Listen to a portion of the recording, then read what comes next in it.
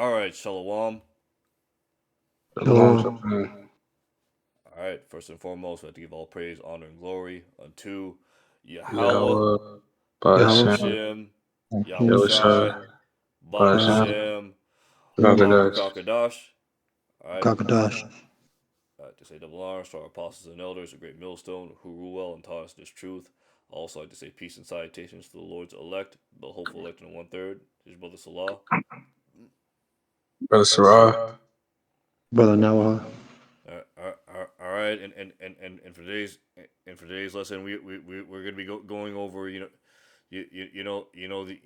some videos on these trade wars, man. On these tariffs, right? Because what we found out happened, right, and what the elder apostles have been saying from watching the news, man. Hey, man, China saw Trump flinch, right? Like Trump basically flinched when he threatened to bring the tariffs up to like 200 like 45%. Let's look it up. Just so we're not wrong. Let's see. China sees Trump flinch.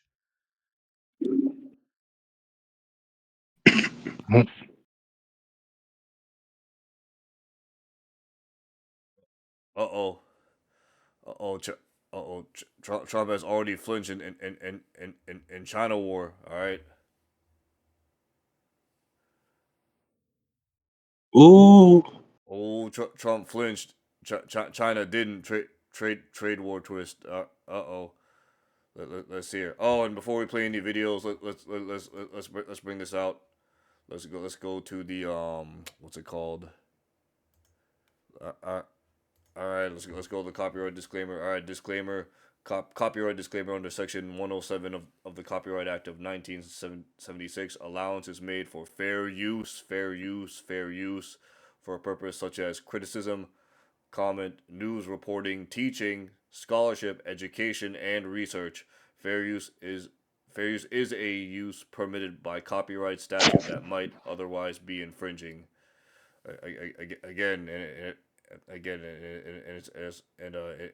again, like what they report, like if it sounds like it's medical information, it's not medical information. It's just news. So again, fair use, fair use, fair use. We're not making money off of this fair use. All right, so with that, we're gonna go to some videos about Trump flinching. All right, it says here Trump has already flinched in China. This is from CNBC. All right,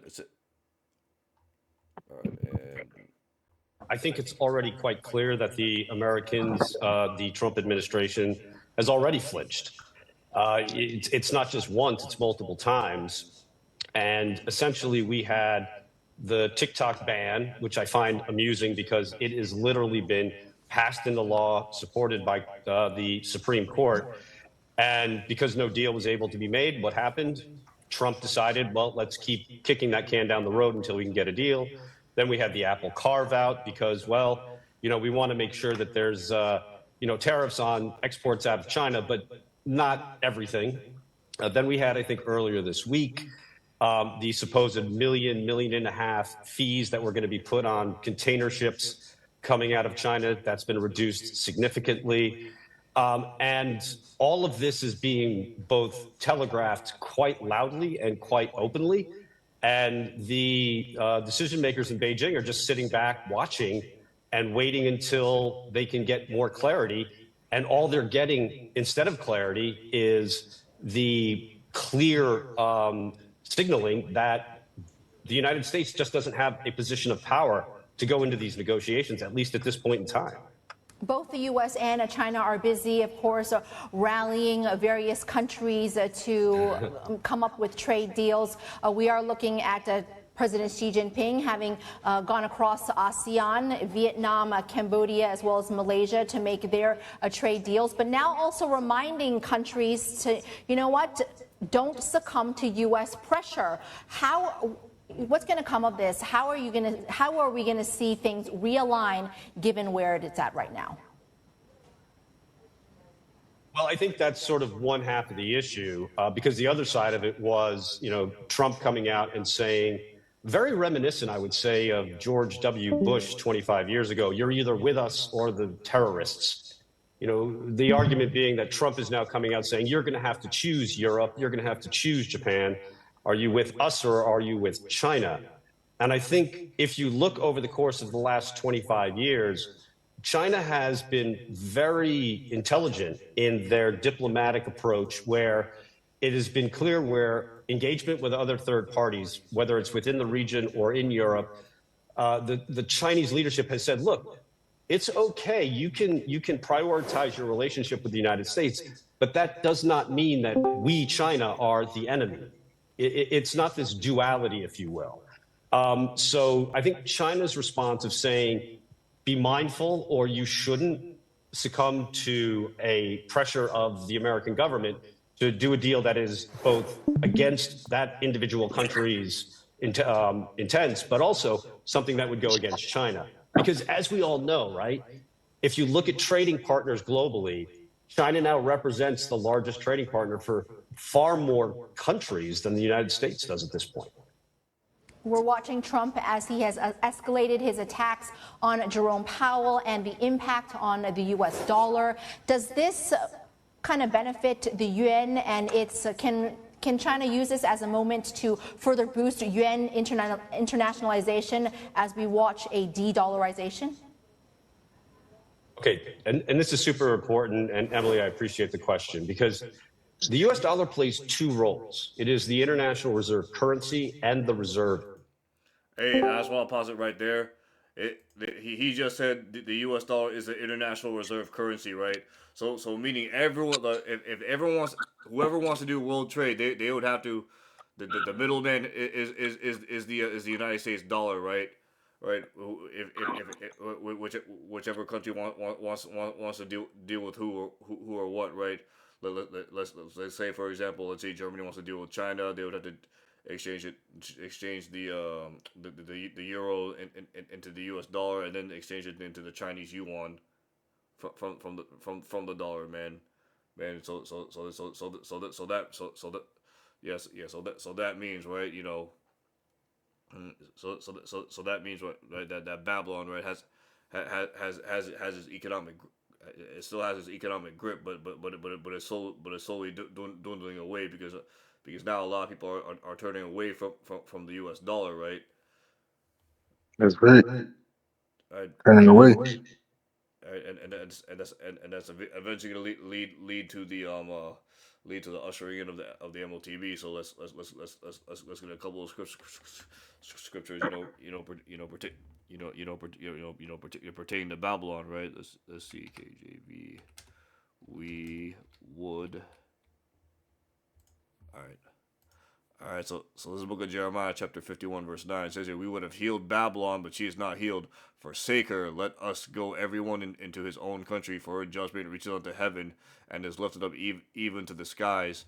Yeah, that's right, man. These people know Babylon the Great, aka America's time's up, man. Like these motherfuckers, they not producing anymore, man. That's why Trump wants. That's one of the reasons why Trump, whether or not he intentionally wants this or not, that's one of the reasons why he wants to impose them tariffs is to bring manufacturing back to the U.S. But we know, but we know that's in vain. That's why the scripture says, we would have healed Babylon, but she's not healed, right? And them tariffs is basically a sad attempt to try to heal Babylon, but and they're also going to help usher in the MOTB, because what these tariffs are doing right now is crashing the world's economies, man. And as you see in the next video, man, this Moabite lawyer, he's basically gonna boast against Babylon the Great, basically saying that these motherfuckers, they in competition, that they ain't shit, because Moab right now is basically like the number one manufacturer across the globe, man. Like he's gonna say like China, they're the ones producing all the technology, the infrastructure and the parts for cars, man. And basically like America and Great Britain, man, they're not keeping up. So they're not even seen as a threat or competition anymore. That's right. All right, so let's get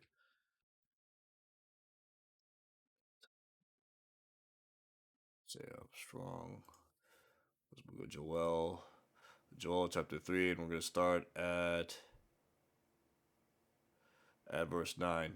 All right, so Joel chapter 3 verse 9, it says here, proclaim ye this among the Gentiles, prepare war, wake up the mighty men, let all the men of war draw near, let them come up, beat your plowshares and the swords and your pruninghooks and the spears, let the weak say I'm strong, assemble yourselves and come all ye heathen, gather yourselves round together round about thither, because the mighty ones to come down, O Lord Yahweh Bashim Yahushai.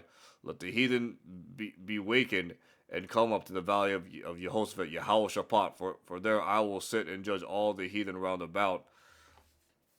Yeah, man. So we're getting to a time, man, where we're preparing for war, right? But we're in the beginning stages of the third world, right? Because right now it's a trade war, man. It's a trade war through these tariffs, but eventually that's gonna escalate and lead to the full on World War III, man, and eventually that's gonna lead to the ICBM nuclear missiles being sent after they implement that MOTB, right? After that MOTB is being made mandatory, once the U.S. reserve currency collapses, right?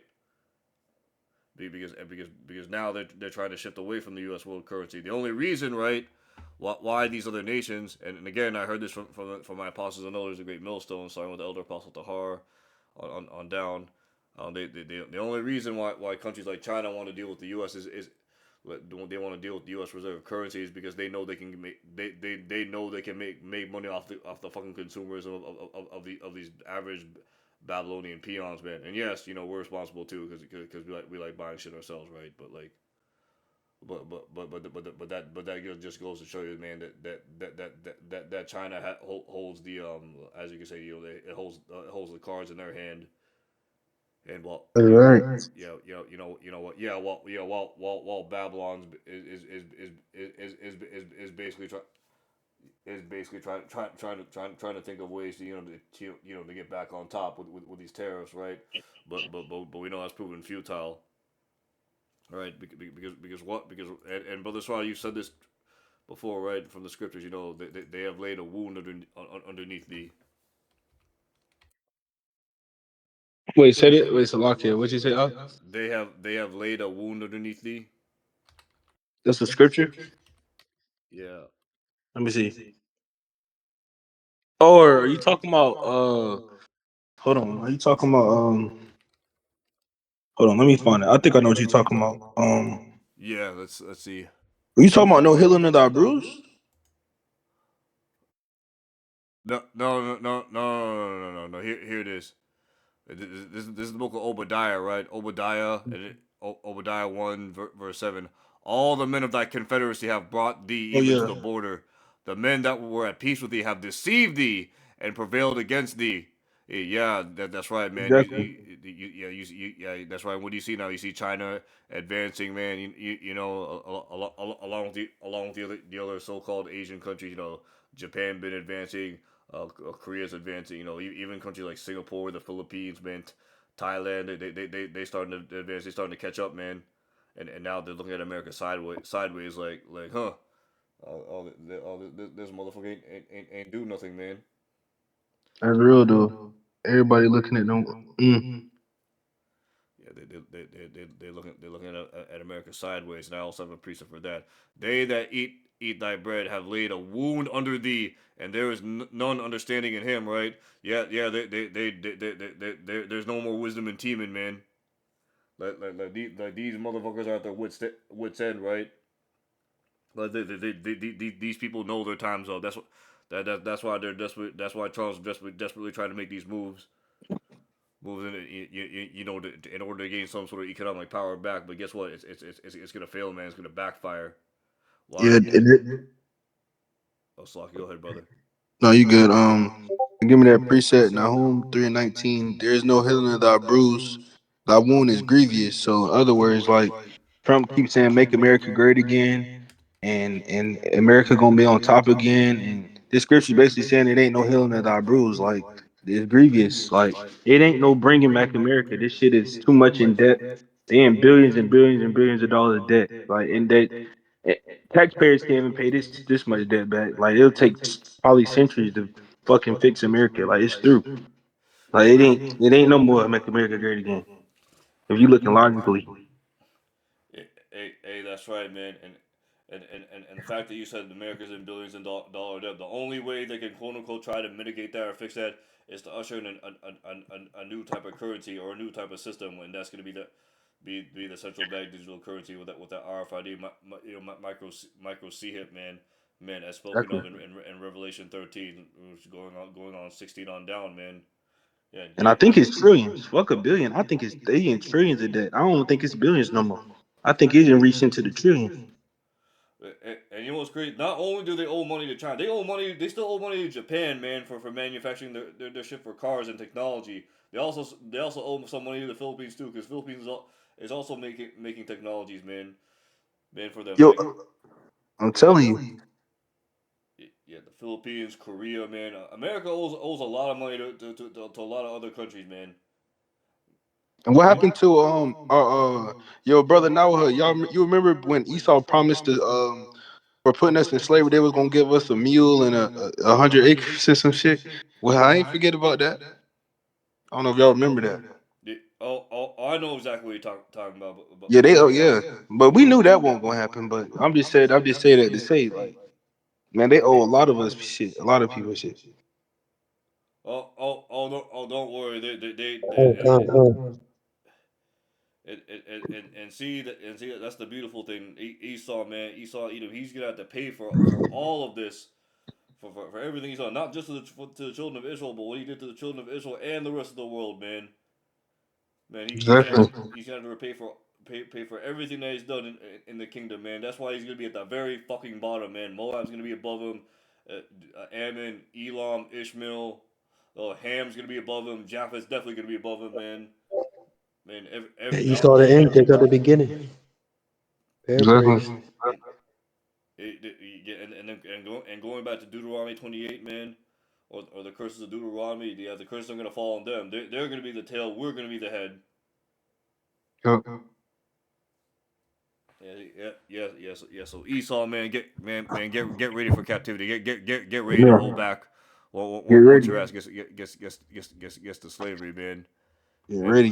They think this shit was some shit, man. The America, man. They thought well, this basically is their kingdom. So enjoy your kingdom, Esau. 'Cause your shit is collapsing.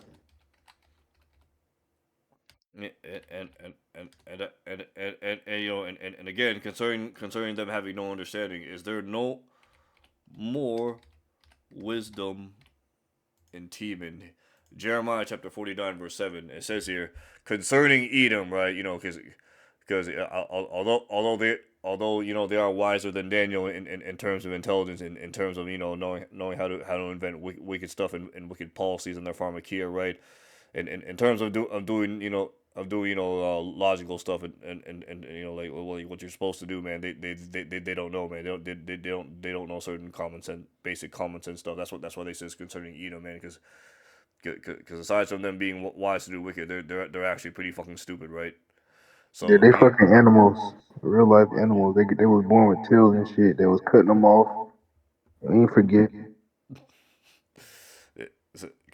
concerning Edom, thus saith Yahweh Bashim Yahushai Sabaoth, meaning his armies.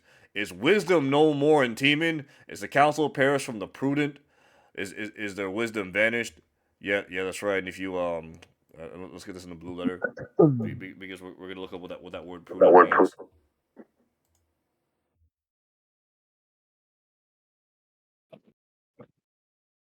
Through.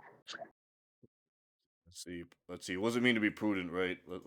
Let's see what the Strong's has to say. Strong's H 995. Bean. Bean. Being to discern, to understand, to perceive, to discern, to understand, know, with the mind, to observe, mark, give heed, to distinguish, consider, to have discernment, insight, understanding. And guess what? Edom, man, as of right now, they're lacking all that. Before they used to be able to do all that, right? And as I learned from the apostles and elders, right?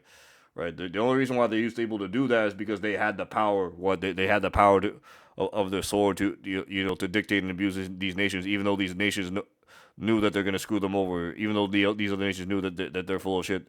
Shit, they couldn't really do anything about it because they had the sword, right? They had the nukes, man. They had their propaganda. They had their weapons. They could invade. They had their embassies, man. They had their garrisons all over. But guess what? Now they're starting to catch up with their technology. Now they have the nukes. Now they have the firearms and weaponry. Now they have the tanks, the aircraft carriers, the fighter jets and everything. And You talking about the other countries? yeah, I'm talking about the other nations, right? Yeah. And this is going all the way back to Jeremiah, to Salakia,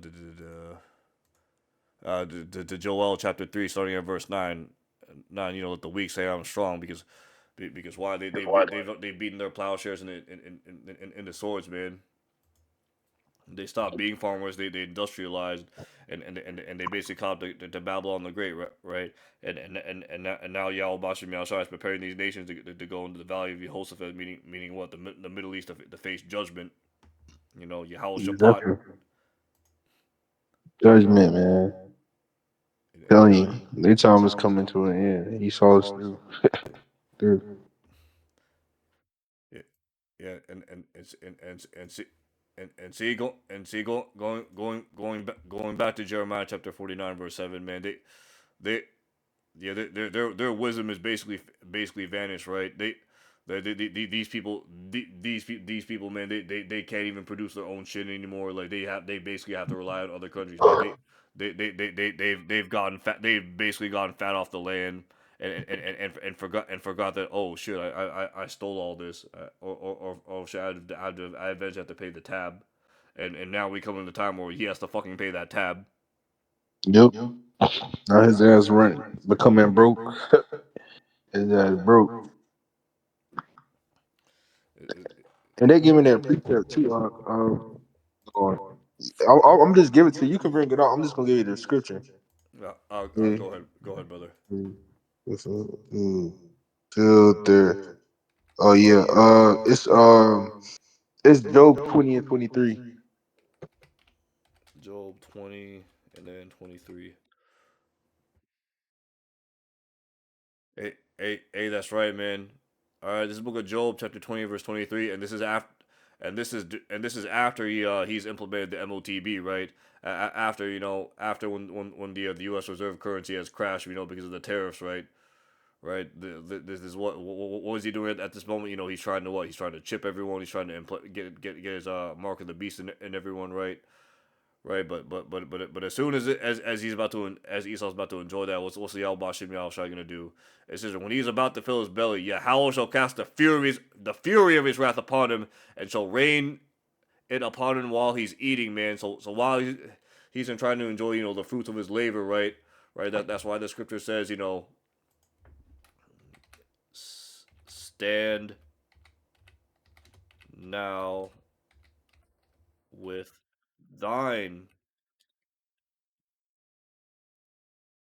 This is why it says in the book of Isaiah, chapter 47, it says, starting at verse 12, it says here, stand now with thine enchantments, with the multitude of thy sorceries, where thou hast labored from thy youth. If so be thou shalt be able to profit, if so be thou mayest prevail. Thou art wearied in thy multitude of thy counsels. Let now the astrologers, the stargazers, and the monthly prognosticators and stand up and save thee from all these things that shall come upon thee. Behold, they shall be as stubble in the fire, shall burn them, and they shall not deliver themselves from the power of the flame, and there shall not be a coal to warm, nor fire to sit before it. And that's talking about these ICBM nuclear missiles, right? Right, when the nukes Babylon the Great, after they implemented that MOTB, and the book of Isaiah 47 was prophesying that MOTB goes along with their sorceries, man, their fucking enchantments, because that MOTB, right, that that charagma is also an enchantment, right? It's a sorcery. Now that you think about it, why? Because it's all tied to his sword, man. His fucking blessing. And that's why it says, that's why it's labor from his youth. Why did he labor from his youth? Because that's what he was blessed with, man. The sword.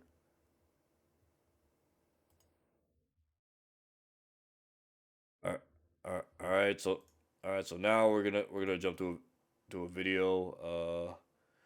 We're gonna it's an 8-minute video of Victor Gao destroying Western propaganda, and basically this is this is Moab talking smack to Esau, man. But we're gonna play the video again. We've already brought out the copyright statement, so we're just gonna flash it again because we've already read it from the beginning. Yeah, copyright disclaimer under section 107 of the Copyright Act of 1976. Right, allowances made for fair use. So we're gonna play this video. The higher the tariff, the more likely it is to have them come into the country. The higher the tariff, the more you're going to put on the value of that piece, those goods, the higher people are going to pay in shops. Ready? The higher the tariff, the more likely it is that the company will come into the United States and build a factory in the United States so it doesn't have to pay the tariff. That will take many, as you know, that will take many years. Trump's been talking tariffs since the 1980s, and he's not slowing down. Donald Trump has long pushed import tariffs as his secret weapon to fight unfair trade. During his presidential campaigns, he promised they'd do everything from stopping wars to funding childcare. But here's the catch. While Trump claims foreign countries pay these tariffs, in reality, it's American consumers and businesses footing the bill through higher prices. After getting re-elected, Trump admitted tariffs might cause some pain at home, but said it was worth the price. China has been his biggest target, but experts, among them Chinese lawyer Victor Gao, warned this trade war hurts everyone. I listened to Mr. Donald Trump talking about slapping 100% tariff against any country which wants to come up with an alternative currency, for example. He was talking about BRICS members. I think President Trump, soon to be, will need to declare that no one should weaponize the dollar and no one should weaponize the SWIFT system. That will reduce the pressure on many countries which want to really have an alternative to the dollar because they worry about the weaponization of the dollar. They worry about the weaponization of the SWIFT system. So we need to really call a spade a spade.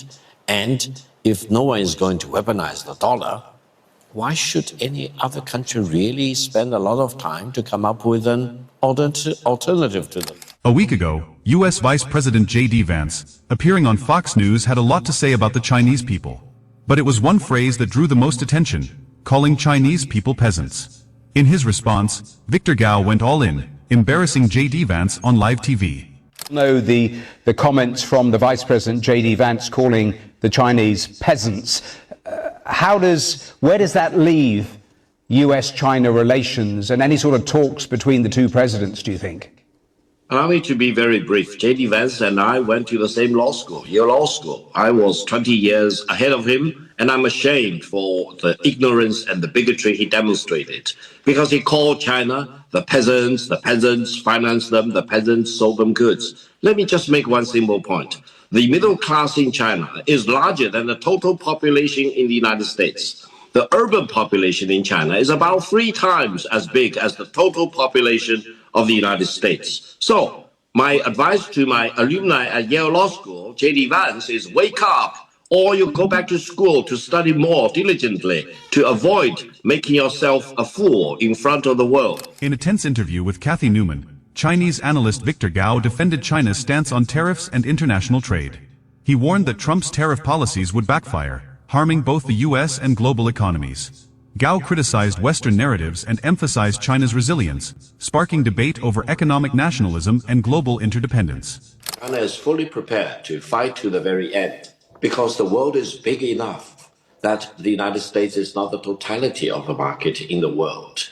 So if the United States wants to go in that direction of completely shutting itself out of the China market, be my guest. Yeah, and China will lose the US market, which, as I've said, is 15%. We don't care. We don't care. China has been here for 5,000 years. Most of the time, there was no United States, and we survived. And if the United States wants to bully China, we will deal with the situation without the United States. And we expect to survive for another 5,000 years. When you hear Donald Trump say China wants a deal, it just doesn't know how to go about it. They're proud people. J.D. Vance talks about Chinese peasants. What do you make of their conduct in this respect? If J.D. Vance thinks that he's dealing with the peasants in China, and I'm proud to be a descendant of the peasants, most of us are descendants of the peasants anyway, that's our tradition. We are farmers before, but now we are one of the leading industrialized economies in the world. So I'm sorry, J.D. Vance doesn't know what he's talking about. And therefore, I don't think there will be China-US dialogue unless the United States changes its attitude towards China. Deal with China as it is, show respect to China, show respect to the Chinese people, and don't try to impose your prejudice and biased view about China or about the rest of the world. For this trade war, the United States did it, they initiated it, they imposed it on mankind as a whole. China rose up and defended its own interest. President Trump and the Americans tell the world that if I slap you in the face, don't slap me back. That's not the logic China follows. If you slap me in my face, I slap you back. That's the tit for tat. In a 2023 interview with LBC's Andrew Marr, Chinese analyst Victor Gao asserted that Britain is not a competitor to China. He emphasized that China views the UK as a nation to engage with peacefully and for mutual benefit, not as a rival or adversary. Gao highlighted China's leadership in sectors like electric vehicles, semiconductors, and artificial intelligence, suggesting that the UK does not compete with China in these areas. He cautioned the British government against overestimating its global influence and advocated for peaceful coexistence over confrontation. Language we use about China. Are you a competitor? Are you an ally? Are you a threat? How would you regard your relationship with Britain? First of all, between China and Britain, from the Chinese perspective, Britain is not a rival, is not a competitor, it is not an enemy, is not an adversary. Britain is just an important country to get along with in peace and in friendship and for mutual benefit. Now, how Britain looks at China, it's up to the British government and people to decide. But I think it would be completely misguided for Britain to view China as an enemy or adversary or a competitor. What do China and Britain compete with? China is the largest manufacturer of automobiles. Competing with Britain? No. China is the largest exporter of EV cars and will lead the whole world in EV production. Is Britain a competitor? No. China will be the biggest and most important producer and R&D in terms of semiconductor in no time. Does that mean that China competes with Britain? No.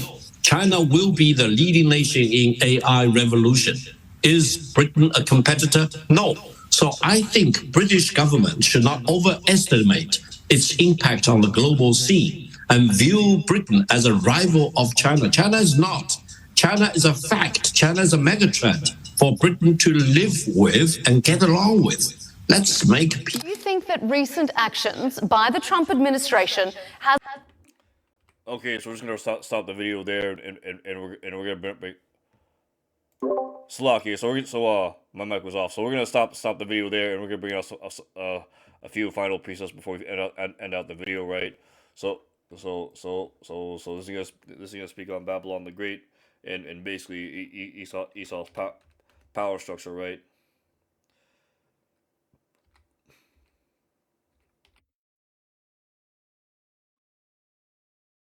Dude,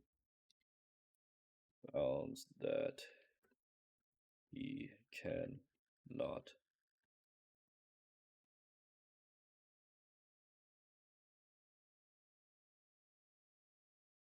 Alright, so this is the book of Job, chapter 14, verse 5. It says here, seeing his days are determined, the number of his months are with thee. Thou hast appointed bounds that he cannot pass. Right? So basically, man, we're seeing the appointed time where we're basically seeing the fall of Esau Edom's entire power structure in real time, man. China basically boasted and said that the UK and America are basically no longer economic threats. Roughly paraphrasing of what of what that Chinese lawyer said, right? Right, and that takes me to to another precept, right? With all China's advancements in their technology and everything, right?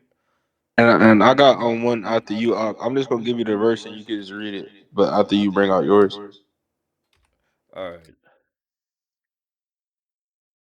All right, this book of Psalms, chapter 60, verse 8. It says here, Moab is my washpot. Over Edom, I will cast out my shoe. Philistia triumph, thou because of me. So basically, right, Yahweh Bashim Yahushua, he put in the minds of these Moabites, right, to basically advance, right, going back to the book of Joel, chapter 3, starting at verse 9 and 10 on down, right?